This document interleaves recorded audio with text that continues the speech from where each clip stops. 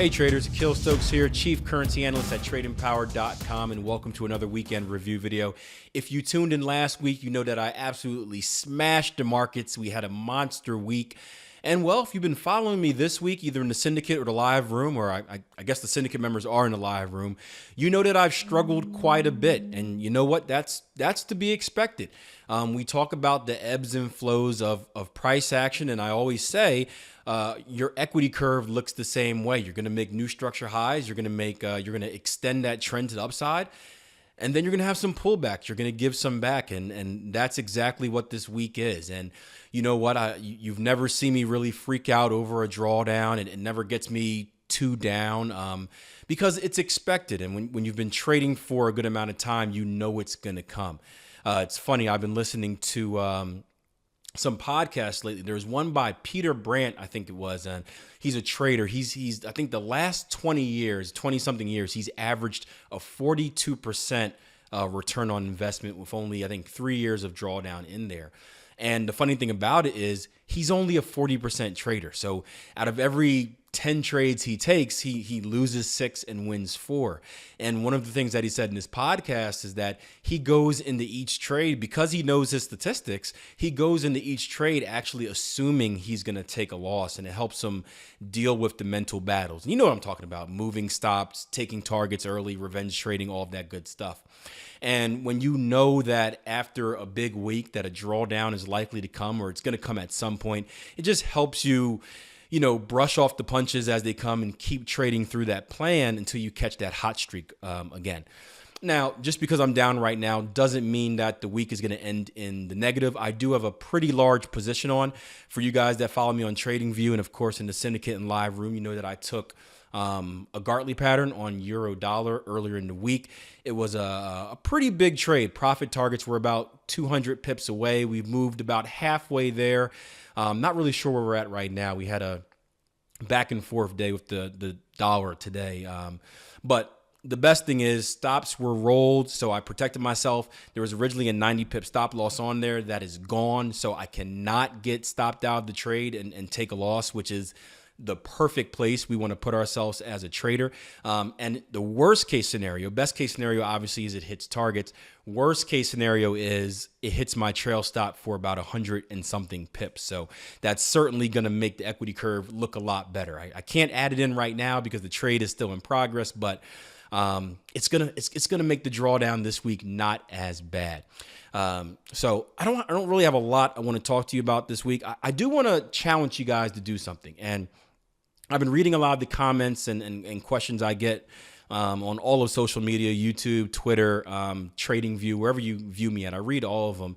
And a lot of them are asking, hey, how am I able to break down these patterns so well? And I'm not saying that I'm so well, that I'm that good. This is just what other people are saying. And one of the things that I found very helpful is following a very small portfolio. Now, I trade a bigger one than I usually would because of the educational aspects that the courses I teach and the trainings I do. But what I've found is that the smaller portfolio you trade, the better. And a lot of you guys out there are, you're stuck in the bad habits of hunting around the market. You're just going to every single currency pair you can find and looking for what's available on the day. I challenge you to trade a very small portfolio. Try it for a few months. Try a 4-pair portfolio or 8 at max, and only watch those pairs. Only watch those pairs and really get to know them. I think you'll find that as you get to know exactly what's happening on each pair, meaning that if I were to ask you, hey, what's pound Aussie doing right now? You should be able to tell me exactly what's happening on the daily chart, 4-hour chart, hourly chart, whatever, time frames you watch. I find that if you have a very good relationship with those pairs and you kind of know what it's doing day in and day out, it's going to help you see, it's going to help you read in between the lines and really catch those trading opportunities that might have, passed you by otherwise. So obviously, I can't check if you do that or not, but I challenge you to challenge yourself and try that. Cut down a portfolio, only watch 4 to 8 pairs. Try it for 2 months or so and see if it has any effect on your trading. And, sometimes smaller is better. Like I mentioned before, I had a trader this week that I talk to all the time share with me his equity curve. And, he said, hey, Akil, all I do is trade BAT patterns, cipher patterns, and the CTS combined technical score system. This is a former client of ours. And this is what my equity curve has done. And I don't think I need to comment much on it, as you can see for yourself. So do that. So let's actually take a look at the charts. I do want to do something technical for you guys instead of just talk. And then when we come back, I'm gonna tell you about a great website that I found that may do wonders for your trading. So give me a few minutes to load my charts up, and we're going to take a look at pound Aussie, and I'll let you know what I think is the next move on that pair. All right, gang, so I'm currently looking at the pound Aussie, and I'm all the way up on the weekly chart. And I typically don't go to the weekly charts to do my analysis, but I wanted to get a bigger view of things, because as you go down to the daily and the 4 hour, it essentially looks like we're in no man's land. So I want to see where that next level of structure is at, and where we could be running into trouble at. And you guys know the process by now: IPDE, identify, predict, decide, execute.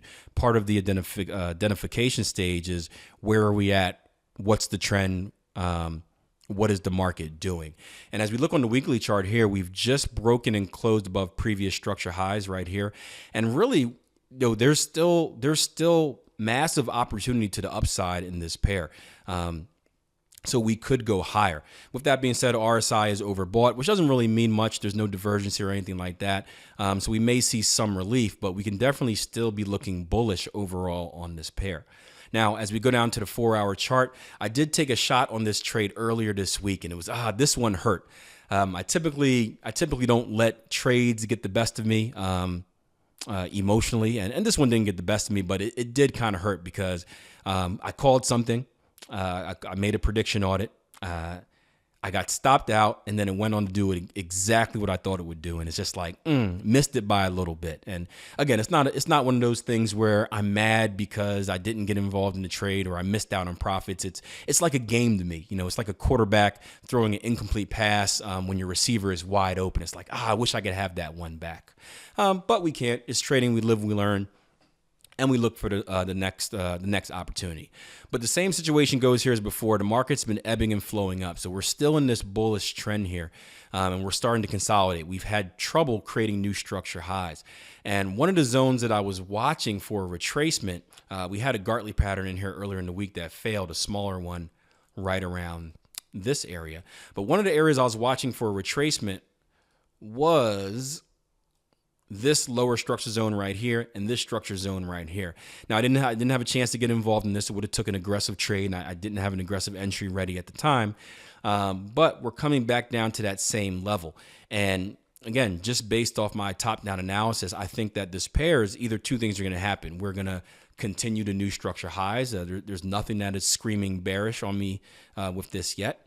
Or we can consolidate. And if we consolidate, it wouldn't surprise me if we just continued to bounce off of structure levels, maybe testing support, testing resistance, testing support, testing resistance until we break out one way or the other. So let me go down one more time frame to an hourly. And this idea actually came from one of my 12-week transformation clients. There's another advanced pattern that can potentially form down here. Now, it's in the early stages, but I know many of you don't watch this video till a day or so later. Shame on you, by the way. You should watch it right away as soon as it comes out. If you're subscribed, you know exactly when it comes out. So shame on you for not being subscribed. But we're looking for another potential advanced pattern here. This time it's going to be a bat pattern. So we're looking at an X leg down here, swing high to swing low, or swing low to swing high, X to A to B. We've just put in a C leg right here. And we'd be looking for a CD completion that's going to complete somewhere down in this zone. Let me just actually take an 886 on there. I think that's pretty dead on. Yeah, look at that. Man, right there, down at around that 209.25 areas. Now, if you're not an advanced pattern trader, it's okay. You could also look at this as being a potential ABCD pattern, harmonic move. Same thing, swing high to swing low. If you were to copy and paste this move, boom, you're looking at an ABCD pattern right down in that structure level, and there should be some Fibonacci confluence there as well. Looking at, looking at right around a 1414. So whether you're a structure-based trader or an advanced pattern trader, the next buying opportunity, in my opinion, is a retest of these structure lows. We've seen some buying pressure down here as the market has probed and got rejected, probed and got rejected before rallying up. We had that day where the commodity pairs were very, very strong, and Aussie made a big push down into that zone and got rejected at that same level. So if we come down there again, so far the buyers have shown that this is a price that's cheap enough for them to want to get involved. If we get down there again, I'll certainly be looking for a buying opportunity once again and a chance to either ride this up across to previous structure highs, or maybe hold, kind of like Canada, hold a partial position on there just in case we get that breakout to the high side. Again, everything on the higher time frame is telling us bullish, bullish, bullish. For you guys that follow fundamentals, you know, with the Bank of England, the interest rate hikes potentially coming between December and March, there's still an overall bullish sentiment on that, on the pound as well. But mainly the technicals are telling us bullish. So that's what I'm looking for on pound Aussie. Now, earlier in the video, I told you that I've been listening to podcasts. One by Peter Brandt was a good one, and that's something I like to do. Typically, I'll try to watch Bloomberg and CNBC in the morning, but most of the stuff they're talking about is just for pure entertainment, doesn't really relate to my trading. So something I've been doing as of late while I'm doing my top-down analysis, just listening to podcasts from different traders. And I actually had the honor, you could say, I actually had the honor of being involved in one. I shared the link with you guys earlier in the week for you guys that I deal with on a regular basis. But if you haven't gotten a chance to see it, head over to tradingstory.com. I did an interview with Brandon Clay, just sharing my trading story. He's been doing kind of a Market Wizards type of podcast, interviewing different traders in hopes of finding out some helpers that can assist him as he restarts his trading. So head over to tradingstory.com. I'm going to put the link in the information section of this YouTube video. And if you want to hear my story, kind of about how I got started, my struggles, biggest losses, and just advice that I have for newer traders, go ahead and check that podcast out. You guys have been saying it's great so far, so I'll take your word for it. I thought it went pretty well, but you guys would tell better than me. So check that out if you get the chance. And that's it for this week, guys. I'm done. I'll see you guys in the live room tomorrow. Remember, syndicate members, you still get live room access until Jason is back. So if you haven't taken up that $1 syndicate trial, you're going to want to do that, because not only do you get a chance to be in the syndicate, but you get a chance to join me in the live room. And we've been having a lot of fun in there, changing a lot of traders' perspectives on the market. Trust me. I've gotten a few good emails saying, Keel, I've only spent 2 days in your room and I'm learning so much. I kind of see where my flaws are at in trading. So check it out. It's $1. You're not going to beat that deal. You can cancel whenever you want. So thank you guys once again for enjoying me. Thank you guys once again for joining me. Until next time, plan your trade your plan. Have a great rest of your trading week.